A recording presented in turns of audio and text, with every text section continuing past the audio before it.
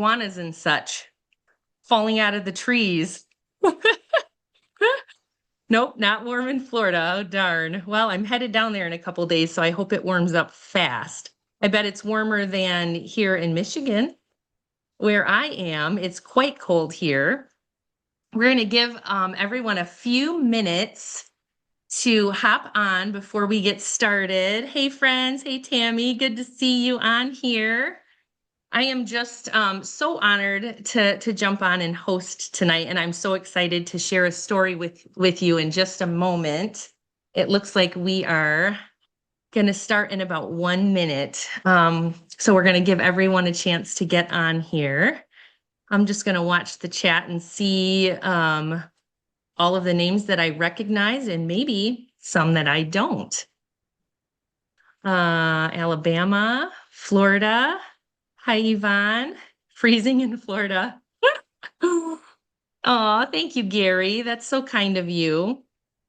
It's funny how we stay connected on here, isn't it, you guys? Like we see each other on the different platforms, and it's just so it's like we're having like this little reunion when we come on here together. Diane, there's my friend, my mama in the business. Good to see you, my friend.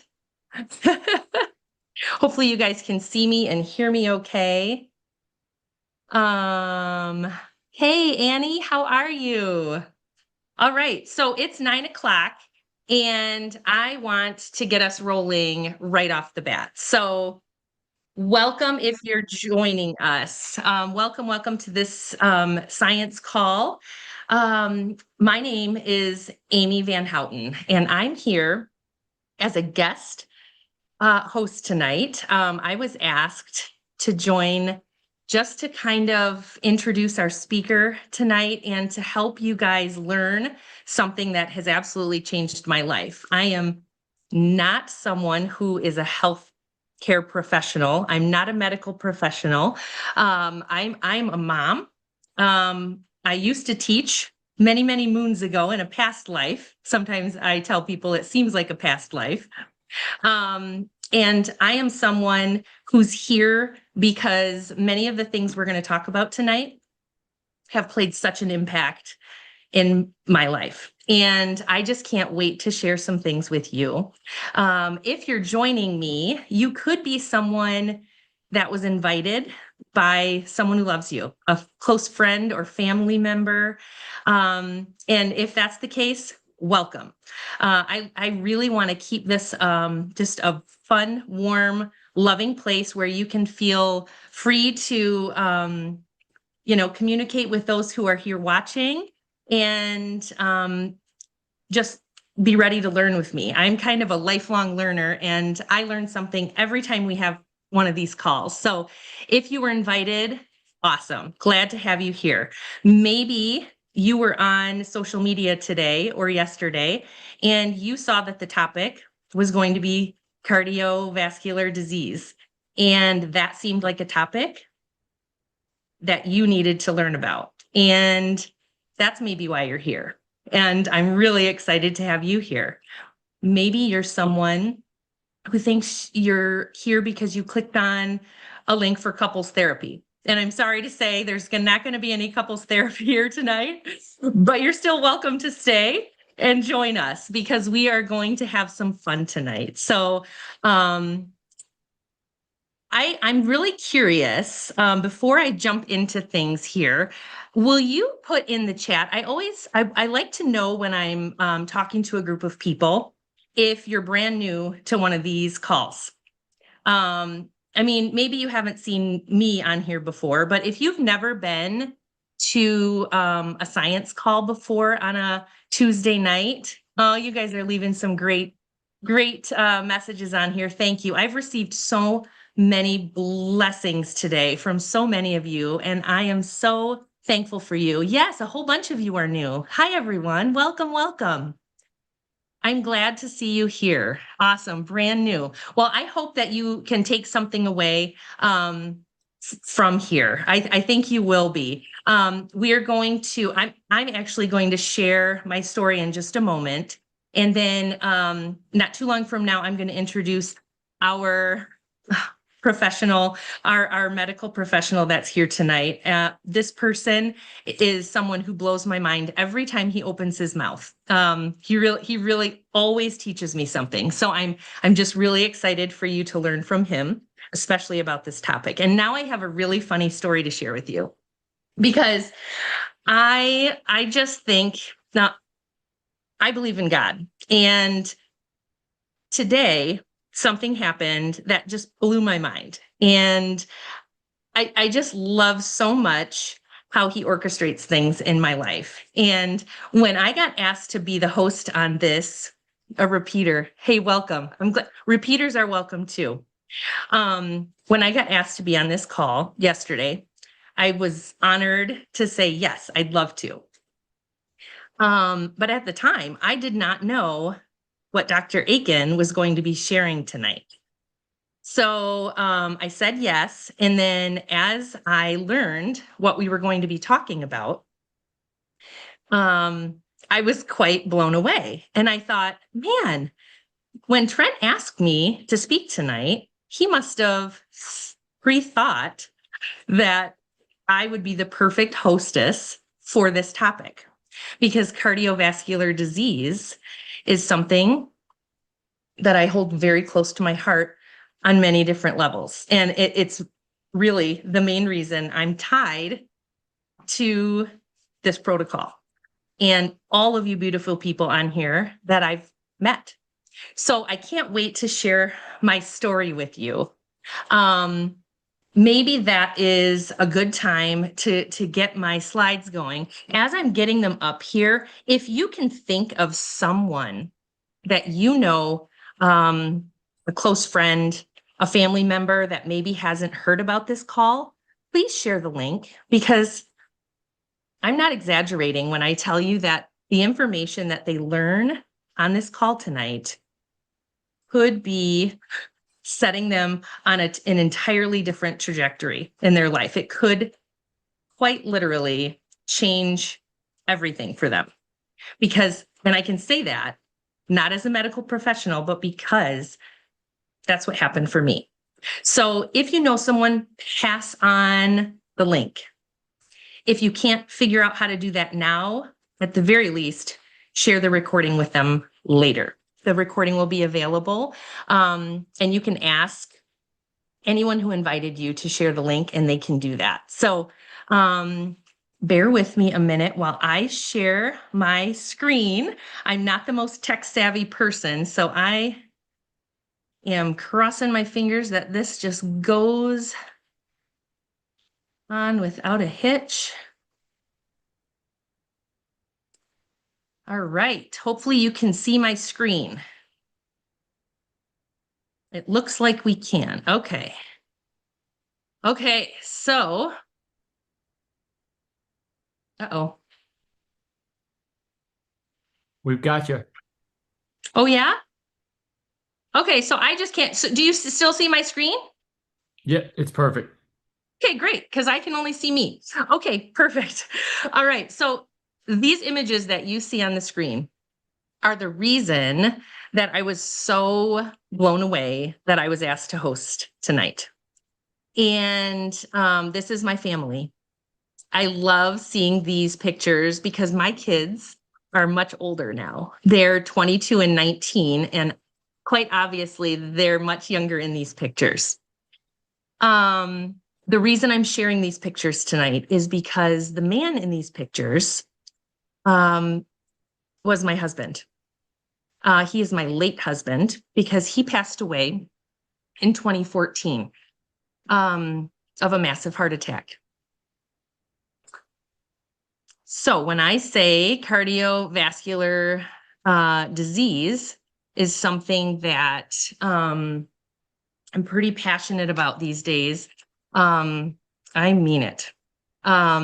When I go back to that season of my life, I think about this man that was just the best husband and just the best father. I tried to grab some pictures that would really represent that, because he was pretty special.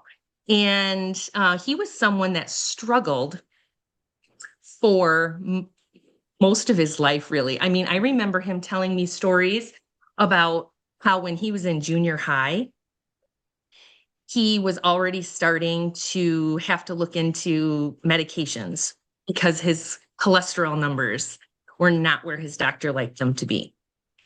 And, I wasn't dating him back then, but I know from the time I started dating him until the day he died, it was just a constant battle with this thing in his body that he was told for years and years and years was just a high cholesterol problem. And his doctor just wanted to treat it every single time with a medication called a statin. And I don't know, especially at that time, I didn't know a lot about statins. But what I did know about that medication was that he had tried almost everyone that had ever been created. And every time he put one in his body to try to help this cholesterol problem that he had, he would describe it as that he felt like he was poisoning himself. He felt like he couldn't function properly. He would just feel debilitated. The pain in his muscles and joints would just make it so he couldn't function. So that's what I knew about a statin. And he mostly just tried to not be on one because he couldn't. So what that looked like in our life was extreme exercise all of the time. He was always on some sort of diet regimen. He would be eating the craziest things, and I would have to cook him a meal. And of course, I would join him and support him.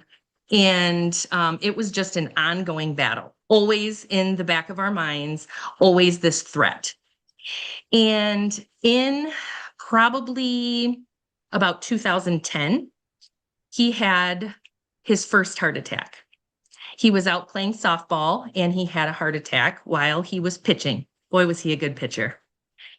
And had a heart attack, and he got hauled off by an ambulance to the emergency room, and they ended up putting 2 stents in a couple of his major arteries of his heart.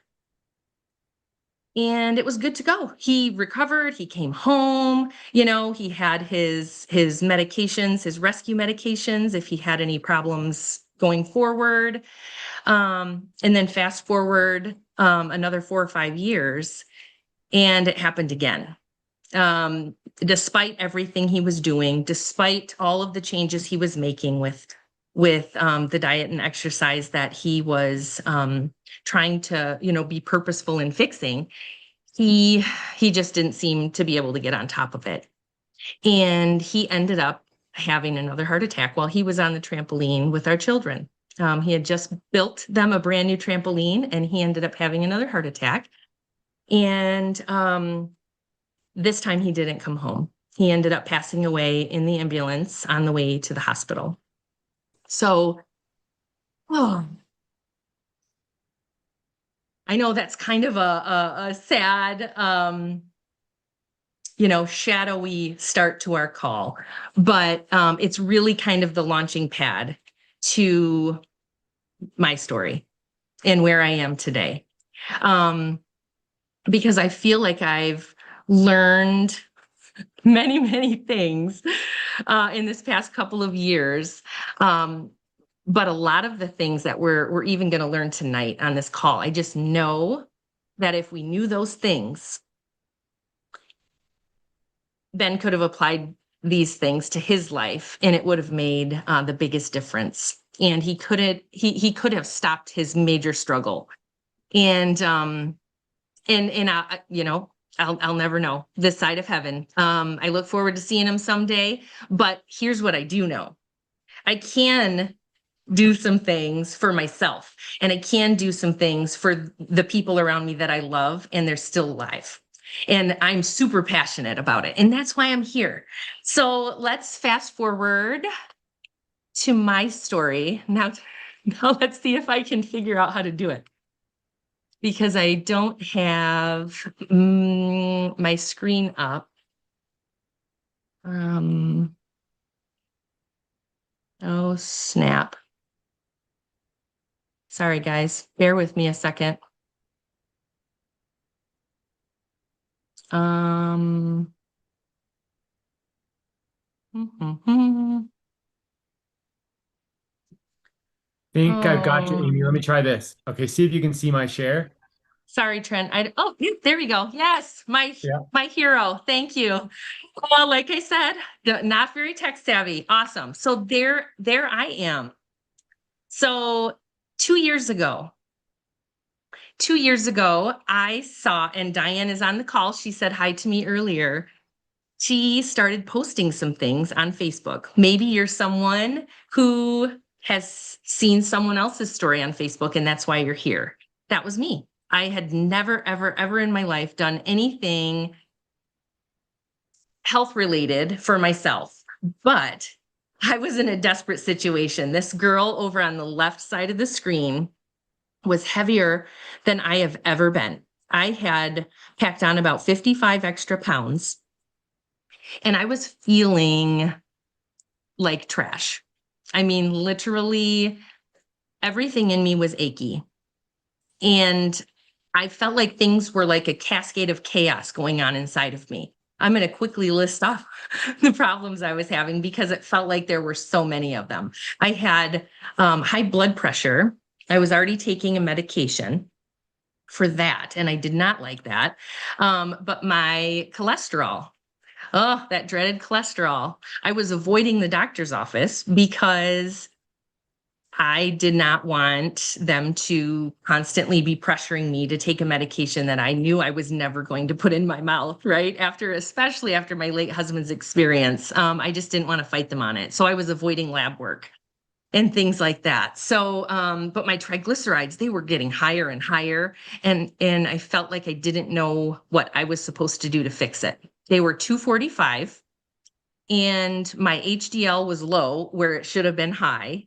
And my allergies were out of control. I think one of the main reasons that my body started going into this place of complete disheveled mess is because I had my ovaries removed. And the reason I had my ovaries removed was because I had such chronic migraine pain, it was almost unbearable. I would take injections almost on a weekly basis just to function and take care of my family. So, because I was led to believe they were hormonal, I decided let's try to remove my ovaries and see if that helps. Well, the combination of that and some blood pressure medication helped them. They were at least a little bearable. They were still happening all the time, but it was better. But along with that came the weight gain and the extensive, the reflux and just such a list of problems. And I didn't know what to do. And I thought to myself, as I was struggling each and every day to function, to take care of I have a son that has special needs, and he loves to be down on the floor and playing with his toys. And I was finding it difficult to care for him. And I thought, now what am I supposed to do? And just about that time, Diane starts posting about this thing that she had found, this protocol that was starting to change their lives. And it had only been about a month, but she was starting to notice some really amazing changes. And I paid attention because she was mentioning things like blood pressure and cholesterol and increased energy and things like that. And I was like, okay. So I listened and I paid attention to her for a while, but almost a little too long because I was a little scared, honestly. Maybe some of you can relate to that. Maybe show me some support and love by saying skeptical in the chat because I felt really skeptical and I had never done anything that I thought I'm kind of the type of person who likes to put my big girl pants on and take care of things myself. And I thought I could take care of it. So I watched for a while and thought after about 2 months, okay, Amy, this is a little bit crazy. Diane just keeps getting better and better and healthier, and you're just sitting on the sidelines here. So I finally had the courage to reach out to her, and nothing has been the same since. From the very first day that I reached out, and asked her what in the world she was doing. Nothing has been the same, and it's just gotten better and better and better and better ever since day one. So that is my story. I am down 55 pounds. I threw that blood pressure medication in the trash. My triglycerides in the first 3 months went from 245 down to 111, and now they're all the way down to 65, I think. And my reflux is gone. I very rarely have migraines. My allergies went away. I never in a million years thought that skin tags would leave my body, especially because of, a health protocol that I thought I needed for my joint pain and things like that. Um, but I became a very quick believer. And we're going to talk some more about that later in the call. But I didn't have to worry about having that fear of, okay, so my kids lost their dad to a heart attack. And here I am on a road to, headed down that same path. I'm going to have to start taking a statin, and I don't know what to do, but I surely don't want them to lose another parent, right? That's the place I was in. And I'm not a person who lives in fear, but I surely had it in my mind as something that I knew I had to get serious about, right? It was an urgent need that I needed to attend to. So enough about me. I want us to be able to learn a bunch from Dr. Eric Aiken. And Dr. Eric Aiken is someone that I haven't gotten to know real well, but he is a person that is much, much smarter than I am.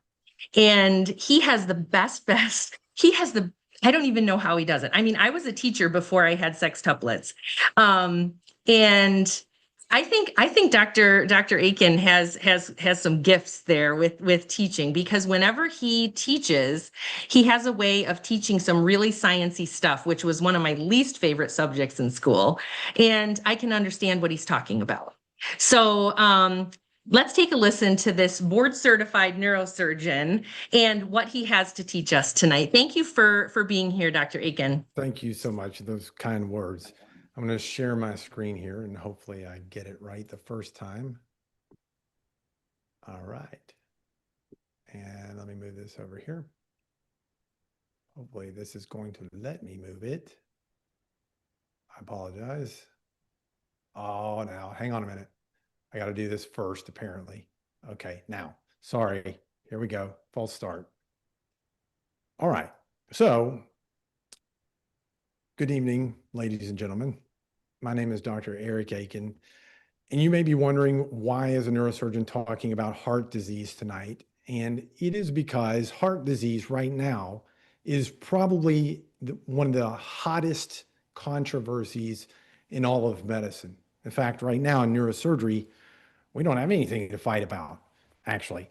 And of course, being a neurosurgeon, we like to get in the middle of the action. But usually when doctors fight about something, it means something is about to change.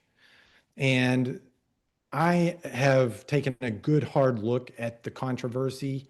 I'm on the side of the new way of thinking, and I feel like I should put my shoulder into the shove toward this new model that we have. And so tonight, I'm going to talk about heart disease, but not in the way that most of us have learned it. And this is not a talk about fear. It's not a talk about blame. It's not a talk about clarity, or I should say it is a talk about clarity. And most of us believe that heart disease is caused by one main thing. And that one thing, we kind of got fixated on. Just 2 years before Amy's husband had his first heart attack, there was this landmark study that came out that said that those statin drugs that she was talking about, that her doctor pushed so hard, this major study came out that said that when you cross 40, even if your labs are normal, you should start taking a statin, like a vitamin. It just needs to go on the list of things to take every day. And And so all of these doctors, especially cardiologists, became very fixated on this. And it just happened to happen at the time that her husband, who was relatively young at the time, started having some serious issues. For decades, medicine has been focused around almost entirely that one thing. But what I'm going to show you tonight is that the biggest driver of heart disease today isn't what most people think. And once you understand it, a lot of things will suddenly make sense. So heart disease is still the #1 cause of death in the United States. And that's true despite decades of cholesterol drugs and blood pressure medicines and stents and bypass surgeries. So the first question we should ask is simple. If we're doing the right thing, why is it still happening? And this doesn't mean that doctors are bad or that medicine has failed, even though that's what Yvette wants you to think. This doesn't, it means that we're focusing too much on late stage fixes instead of the early root cause. And for most of our lives, we've been told a very simple story that cholesterol clogs arteries, and lower the cholesterol and you have fewer heart attacks. And that idea became so dominant that it shaped food labels, it shaped dietary guidelines and medical visits. But here's the key point, and this is important. Even many of the scientists involved early on admitted that they were not sure that cholesterol intake would actually reduce heart disease at all. They didn't think it even changing the amount of cholesterol that you ate, they didn't think it even changed the numbers on your blood tests. Yet the policies moved forward anyway. And tonight, I'm not saying that cholesterol doesn't matter at all. I'm saying that it was never meant to carry this much weight by itself. So this is where things start to get uncomfortable, especially if you bring it up with cardiologists. But it's also very enlightening. When researchers looked closely at heart attacks, they noticed something surprising, that most heart attacks happen in people whose cholesterol is in the normal range. I want to show you this graph here. The gold line here that you can see in the middle is the cutoff for normal LDL, the so-called bad cholesterol. Now you can see these peaks. These peaks represent people having heart attacks. Notice most of the peaks are on the normal side of that gold line. So how do you explain this? That doesn't mean that cholesterol is meaningless. It means that cholesterol alone is not telling the whole story. And if cholesterol were the main cause, then we would expect that most heart attacks would be on the right side of that gold line. But that's not what is happening. So if cholesterol doesn't explain most heart attacks, we have to ask a better question. What does? So on a population level today, the biggest driver of heart disease is insulin resistance. Insulin resistance affects the majority of adults, and it's estimated about 88%. Even many who look healthy. It quietly damages blood vessels for years before a heart attack ever even happens. And this is why heart disease seems to come out of nowhere. But it wasn't sudden, it was silent. Here's one of the most important ideas of the entire talk. You can have a normal blood sugar, a normal hemoglobin A1C, and a normal LDL, the so-called bad cholesterol, and still have a serious problem. Insulin resistance, in insulin resistance, the body has to make more and more insulin just to keep your blood sugar normal. So glucose looks fine on labs, but insulin is working overtime. Think of insulin like acid in like a pressure hose, like a pressure washer hose. The number on the gauge the pressure gauge looks normal.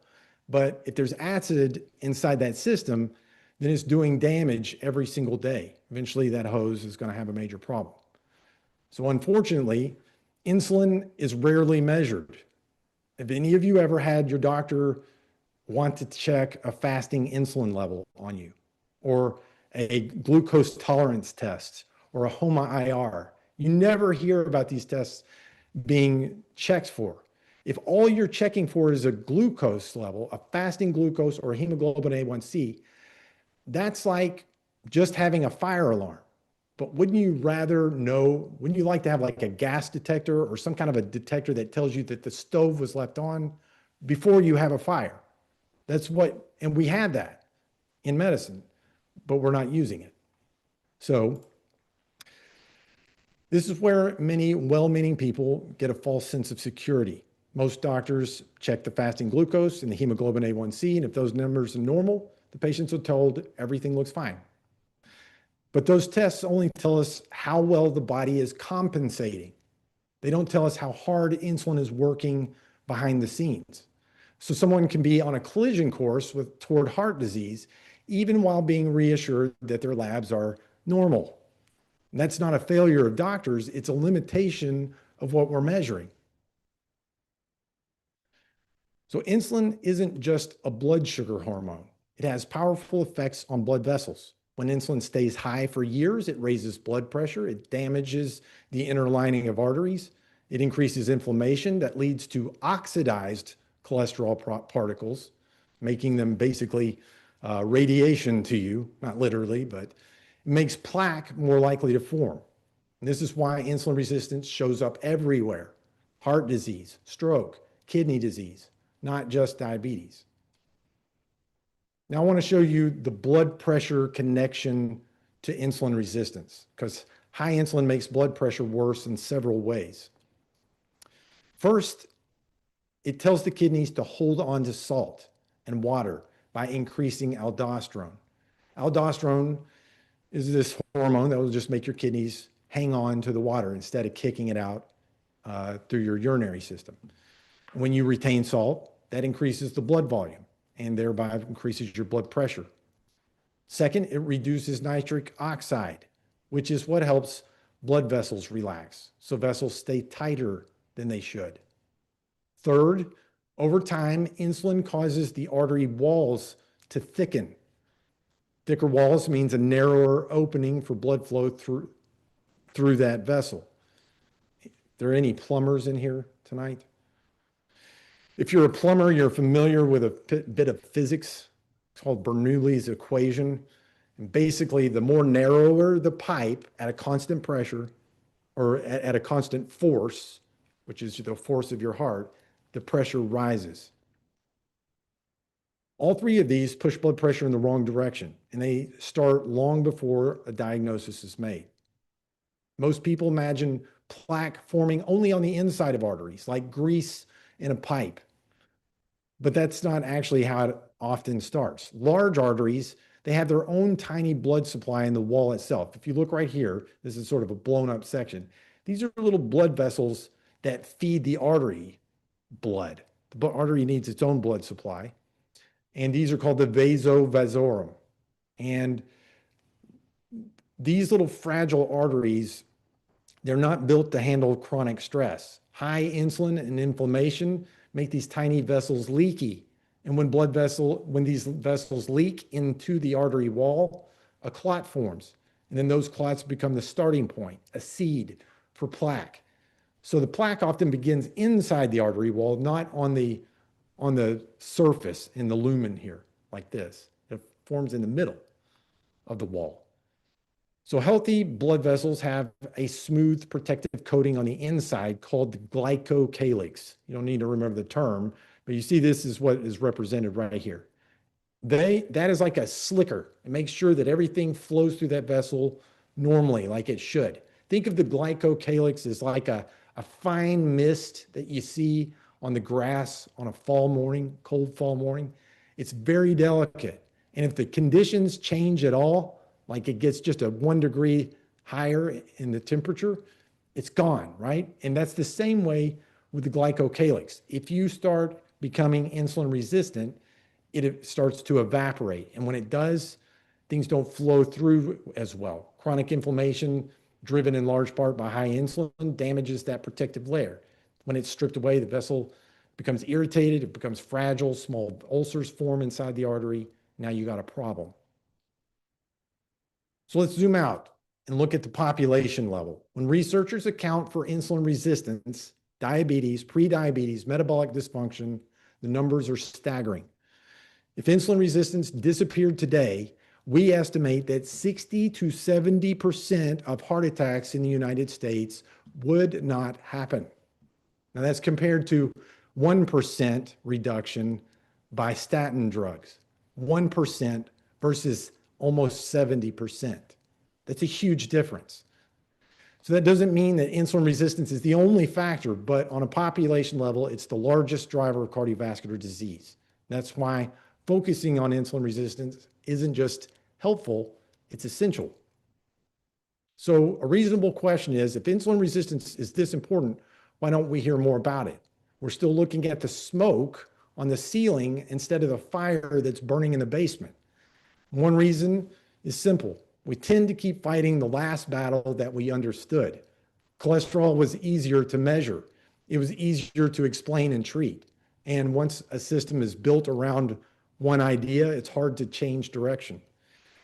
Insulin resistance didn't fit neatly into a single lab value or a single pill or a single projected earnings sheet in a pharmaceutical company's meetings. I said it.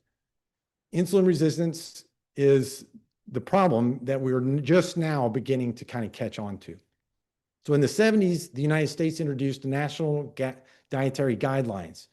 And what's forgotten is that several of the leading scientists at the time openly said they were not convinced that eating less cholesterol would reduce heart disease. And despite those doubts, the guidelines moved forward and the focus shifted toward low-fat eating, which was a disaster, and away from whole foods. The decision changed how an entire country ate for decades. After that shift, something very important happened, and it wasn't what we had hoped for. The rates of obesity skyrocketed, nearly tripled the number of obese people.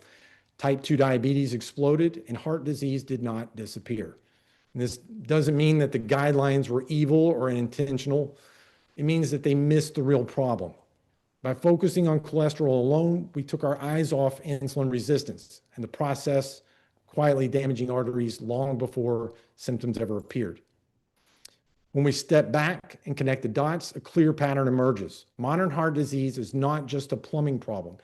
It's not just wear and tear, and it's not just cholesterol. It's a metabolic problem. The same process that drives weight gain, prediabetes, fatty liver, high blood pressure, and also is also damaging the arteries. That process is insulin resistance. When you address insulin resistance, you don't just improve one number. Blood pressure goes down, inflammation comes down, vessel linings heal, plaque progression slows or reverses. This is why lifestyle and metabolic interventions can outperform medications over time. Not because medicine is wrong, it has its utility, but because it's often treating the final step instead of the first step. This matters because insulin resistance starts early. It only takes 6 weeks of bad eating to become insulin resistant. And often people have been insulin resistant for decades before labs start turning abnormal. It matters because people are being reassured by normal labs while your doctor is telling you everything is great, but this is going on every single day. You're taking a hit, what we call end organ damage. And it matters because insulin resistance is modifiable. You can do something about it. So I'm going to leave you with this final statement. When we shift our focus from fear to understanding and from late rescue to early prevention, we can dramatically change the future of heart disease. That is the opportunity in front of us. Thank you. And let me unshare. Eric, that is awesome. Thank you so much. Let me make sure I got Amy unmuted. There we go, Amy. Unbelievable. That was amazing. I think I'm going to have to rewatch this several times. Thank you so much for that information. Pop it in the chat if you're getting lots of love, Dr. Aiken. Pop it in the chat if anything was surprising to you. Type surprising. I am just blown away by that information. And it's not just information that is blowing my mind, but it's making me really, really sad. And it's making me really sad because I had a chance to kind of peruse some of the chat while you were teaching us, Dr. Aiken, and there are a lot of people on this call that are hurting because of Yeah. loss, just like I've had, Oh right? yeah, I was They, going to say the odds are very small that someone here hasn't known someone who's currently battling yes, heart disease or has not already had their first event or someone that's who has right. passed. That's right. Yep. And it's just, I mean, even just within this call, right? Either I've had, I mean, there's some people who've said, "Oh, I died 6 times. I have stents. I know I lost my husband." And it's heartbreaking. And like you said while you were teaching us, there are it's still the number one killer. Yeah. And it's because it just continues to be treated the same way. And it's calls like this that are going to, like Trent said earlier, they're going to change the world, Yeah. right? Yeah. So thank you for sharing. Thank you. If you don't mind, I'm going to bring you back maybe in a few minutes before we Sure. get off the call in order to answer some questions. I know I've seen a couple of questions come through, and maybe Okay. we'll have time for that. I want to share though, because some of you are here to learn about the very thing that changed my life, the very thing that I know if I had heard the words insulin resistance back in 2014 when my husband was alive, would have made all the difference for him. And it's because of this information on the screen right now. Take a look at this list. I mentioned many of these things at the very beginning of this call, things that I myself personally was struggling with. Joint pain, skin tags, high blood pressure, high cholesterol, belly fat. I didn't tell you about my visceral belly fat, guys. In that picture I showed you, I had a scarf on, and I had a scarf on all of the time because if I didn't, people were asking me if I was pregnant, and my kids were 19 and 22 at the time, right? Or 21 at the time. 17 and 20 at the time. So I wasn't pregnant, but I had so much packed on visceral, dangerous fat in my trunk that people thought I was pregnant. And these, some of these minor things like skin tags or dark skin folds on different places of your body, those are warning signs that I now know this because I keep seeing people having these problems, myself included, and they're starting to go away because of the protocol I'm about ready to share with you. But some of those warning signs, they turn into bigger things like the Alzheimer's and migraines and erectile dysfunction. Some of you may know someone with PCOS or fatty liver. Man, fatty liver used to be something that only alcoholics would get. And now there's kids getting it, guys. There's an increasing humongous problem all around us. And I'm sure that if you look at this list, either you yourself struggle with these things or you know someone who does. And that is why we're so passionate about this. And and here is part of the reason why we're struggling, why we have such a huge problem. It's because of our diet and because of how frequently we're eating the diet that we have before us. We live in an age where food is all around us. I mean, we have our pantries full, right? At any given moment, we could run to the pantry and grab something. We have food in our desk drawers. We have food in our glove compartments of our car or in our purse. And we have been trained to snack and snack and snack and snack all day long. And because we're constantly eating or running through the drive-through, and we're eating foods that have been stripped of an essential piece to our diet that most of us don't even realize is missing, and that's fiber. God designed foods, whole foods, balanced with fiber. Even apples that have a natural sugar come with fiber that help our bodies process it. And when that fiber gets stripped away, it's just sugar.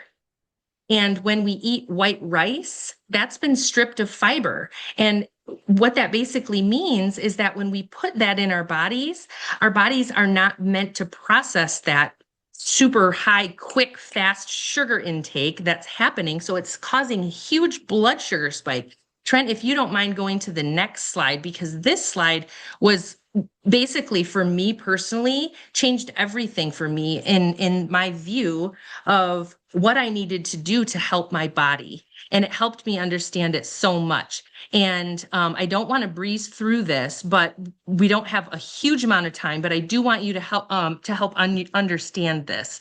So if you look at this blue line right here, this represents what's happening in our bodies when we eat all throughout the day. When we wake up in the morning and we eat breakfast, we have a blood sugar spike. It shoots up, and then after a while it crashes, and we may think we're going to have a mid-morning snack, and then it spikes up again. It doesn't matter what we put in our mouths all throughout the day. Even if we are sipping on a drink or putting a piece of gum in our mouth or a mint or anything that we put in, it's going to elicit a blood sugar spike, and it's going to make glucose skyrocket in our bodies. And every time that happens, our bodies do this amazing work that they were designed to do. And insulin is released from our pancreas and delivers that glucose to the cells to be used for energy in our bodies.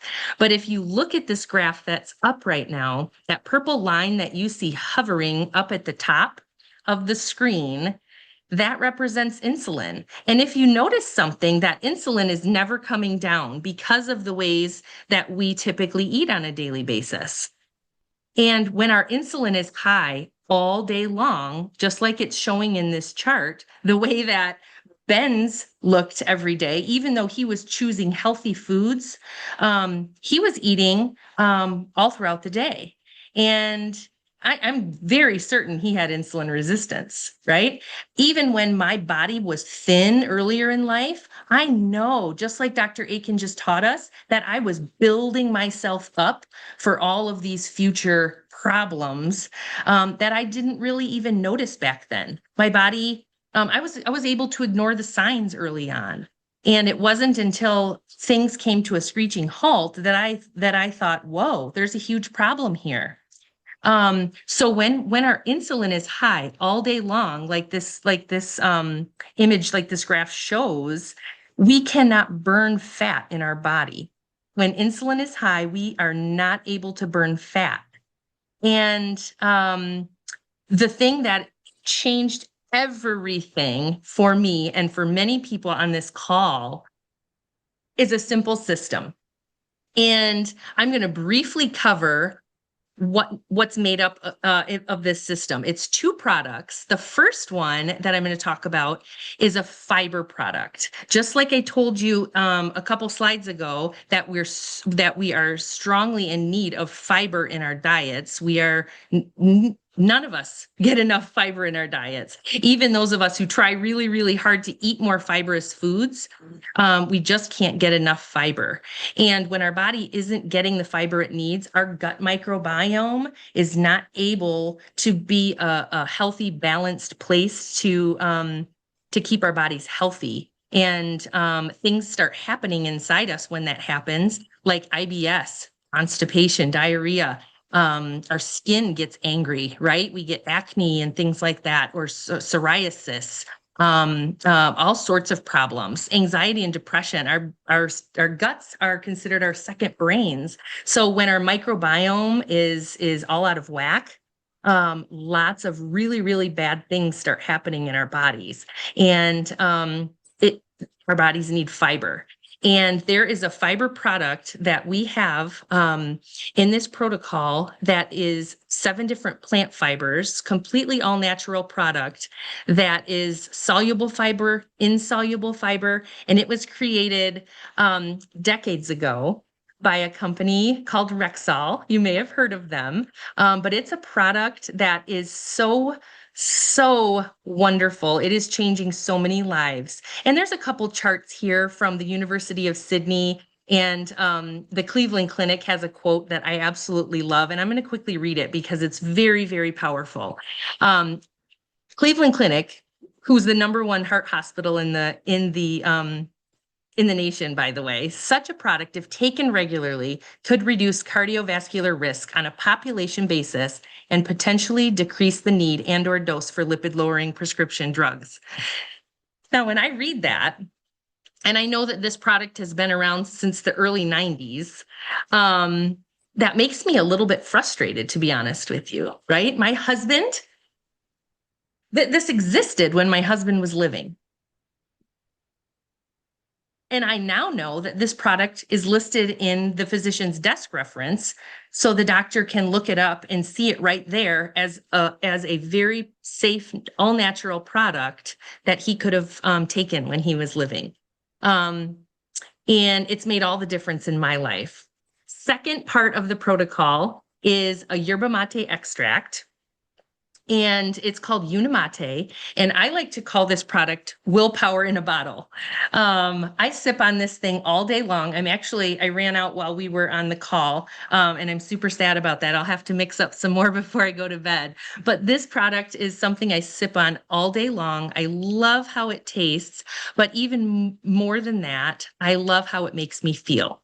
It makes me feel happy. It makes me feel energized. It makes me feel motivated. And it helps me feel satiated when I'm giving my body a rest from insulin raising and lowering, when I'm giving my body that rest from food. And we'll talk about that in a second, but it helps me feel satiated. And something I want to point out, because maybe you see GLP-1 on the screen and think, oh, what is this? One of those, synthetic shots that's going around. No, it's not. It's not. And I probably wouldn't have known what GLP-1 was had it not be that every time I turn on the TV, there's a commercial about a synthetic shot. But here's the thing. Our bodies already have a GLP-1 hormone in us.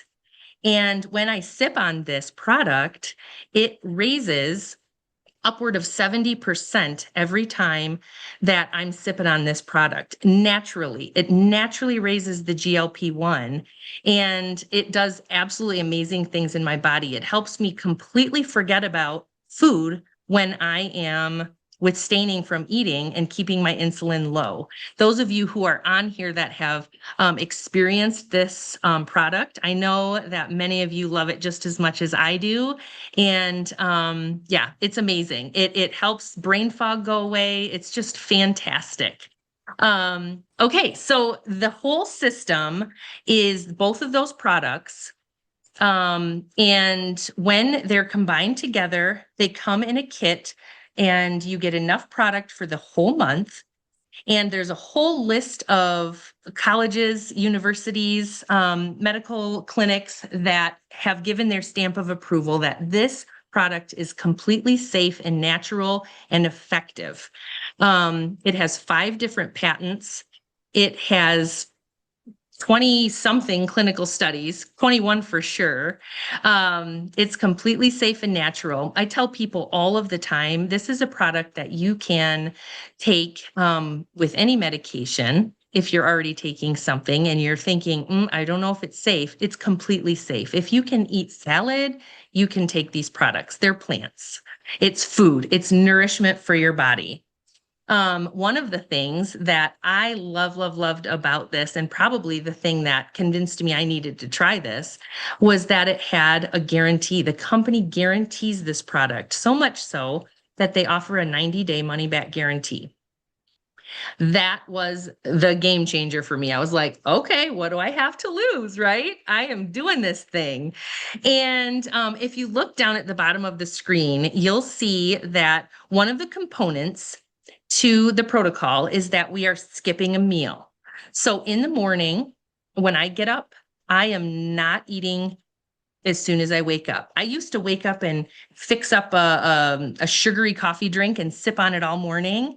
I now wake up and I start sipping on my Unimate, and I love that. I look forward to that. I don't need breakfast. I don't miss breakfast. Some people might think, oh, I could never skip breakfast. That's my favorite. Yeah, that was me. I was a little nervous too.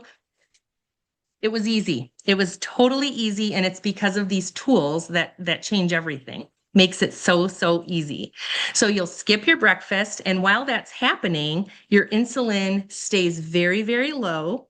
and fat burning happens. You're allowing your body to tap into fat burning. And what happened for me right away was, guess what was happening? That visceral belly fat that was choking out all of my organs. Yeah, my body was eating that for breakfast instead, right? That was vanishing right before my eyes. It was the first thing that went. And that's because that visceral belly fat, yeah, it's not supposed to be there. Your body knows that. And it's like, finally, you're allowing me to do what I've been designed to do, right? Let's get rid of this stuff that's putting you in danger. So I'm sipping on my Unimate all morning. I eat, typically I eat a well-balanced lunch. And then I drink my Unimate in the afternoon. And then I take that fiber supplement right before I eat my dinner. And that's it. And then I stop eating and I allow my body to rest from after dinner in the evening until lunch again the next day. That's it. Simple. 3 drinks. It's about $5 a day. And when I spend that $5, I get it from my breakfast meal that I skipped, my snacks that I'm not eating, my medications I'm not purchasing. I end up saving all kinds of money by taking this product. So it's amazing. And if you are interested in this at all, please reach out to whomever invited you to this call. If you didn't get invited by someone, well, you've gotten the link from someone. So if you got invited by someone, ask them for a link, because they can give you a discount and you'll pay that $159, which is what everyone on this call pays. They get a discount, which is like $75 cheaper than what you would get even directly from the manufacturer. But it is life-changing, and you will absolutely love it. So thank you for being here. Dr. Aiken, can you come on for a few minutes just to make yourself known one more time? Does anyone have any questions for Dr. Aiken? Let's remember, before you ask any questions, he is not your personal doctor. He's a very knowledgeable person who could maybe answer some more generic questions. Or if you have any questions about the protocol or anything that you've heard here tonight, feel free the blood to. test. So they asked, what's the blood test you should ask for? Ask for a fasting insulin level, not a fasting glucose, but a fasting insulin level. And from that, you can figure out what, there's another test. It's called the HOMA-IR, but it's based off the fasting insulin. If you're fasting insulin, if you're in the US, if the number is greater than 10, you are on your way to becoming a type 2 diabetic. Your risk for everything is elevated. And so you want to get that down. I was just at my doctor's office for a well visit, and I was with him, and he said, Eric, you've got the lowest blood pressure we've taken all day, and you're not taking any medicines, and you're 55 years old. And I said, yeah, well, it's because of this thing I've been telling you about, Tom. He said, well, he goes, I need to look into that because I just got diagnosed with pre-diabetes. And I said, well, then you definitely need to go on this. And I said, by the way, who owes who for this visit? Do I owe you, or you owe me? Yeah, no kidding. I love that. Yeah. And we're finding that more and more, everybody is needing help, and it's quite amazing. Speaking of testimonies, there are some starting to roll in. As we're finishing up this call, please feel free to answer or put any other questions you have in the comment. But to 13, look at that. What? Say that again, Dr. Aiken. Someone commented their fasting insulin was 30. So, wow. And it went down to 13. Mine was, the last time I checked it, was undetectable. The machine could not detect. My dad had type 2 diabetes, so I'm genetically at risk for type 2 diabetes, but my body is so sensitive to insulin that it just doesn't require much. Fasting insulin. Sure. That's amazing. So some of you are putting in your own personal testimonies. If you're on the call and you have had, if you've been impacted by this protocol and you want to share the news with anyone that may be wondering, I mean, you've heard my story. Dr. Aiken has been sharing some things that he's found that work for him or for other people. There are doctors on this call, nurses on this call. There are dietitians on this call. I just know it. I've seen them pop on here. Please put in your story. Don't exaggerate. Just share your So experience. someone asked, will it work if you do not eat breakfast and do not do the longer intermittent fasting? Yes, it will. Okay. Mhm. The chlorogenic acid that's in the Unimate has a direct resensitizing effect on your cells to the effect of insulin. So it will help you to drop those insulin levels. And Mhm. when the insulin goes low, the fat will go, the blood pressure comes back Right. down, everything Yep. else. Yep. Doctor, can I take this with my blood pressure pills and my cholesterol pills? Yes. Mhm. Trying to Yes, you can. scroll through all the things. How I would the don't know of a protocol? single thing that there's a contraindication for. Right. Uh, Yes. and if you look at in the PDR, the only people that I caution, and now I don't have to because we've got a decaf version, but if the people who, even if they take a sip of coffee, they get tremors in their heart, they get an Mhm. arrhythmia. Okay, maybe them, but that's Yep. very rare. Yep. Yep. How Skipping would the breakfast. protocol affect someone just diagnosed with AFib? I mean, I guess. Is skipping breakfast before going to work out safe? Yes, absolutely. In fact, if you're insulin resistant, that's how you turn your franchise around in one season. Uh, Mhm. Insulin blood test, how much caffeine is in it? Not much, but I will tell you this, the caffeine that's in this is a natural form of caffeine. I can drink a bottle and a half of this and I barely feel anything. But if I drink Mhm. a cup of regular coffee, I'm just like, Yeah. but Yeah. It's this a does different not do caffeine, that. isn't Yeah, it? this doesn't Yeah. do that. Yeah. Yeah. It's like a sustained energy is what I tell people. Just like it's very different. Awesome. Well, Right. I'm sorry I didn't save a lot of time at the end, you guys, for questions. I appreciate you all coming here so very much. I hope you learned something, and please reach out to anyone who invited you. Share this call with anyone that you think may benefit and have their life changed like mine has been. Thank you, Dr. Aiken, for being here. Thank you, Trent, for allowing us to be here and share all of this wonderful good news. And I'm going to let you go because it's 10:01 now. Here I am over